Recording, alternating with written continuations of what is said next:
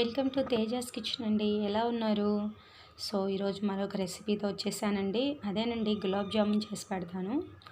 So schools start అయ్యాయండి.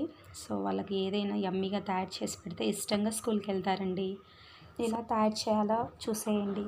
So ముందుగా దానికి కావాల్సిన ఇంగ్రీడియంట్స్ అన్నీ రెడీ చేసి పెట్టుకున్నానండి.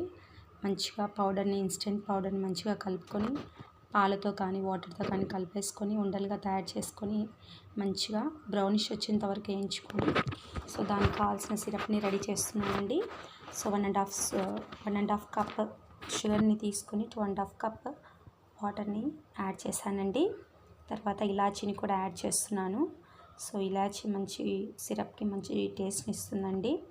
సో బాదం కూడా చిన్నగా కట్ చేసుకొని వేయించుకొని పెట్టుకున్నానండి. చివరగా వీటిని యాడ్ చేసుకుంటే యమ్మీ అయిన గులాబ్ జామున్ రెడీ అండి.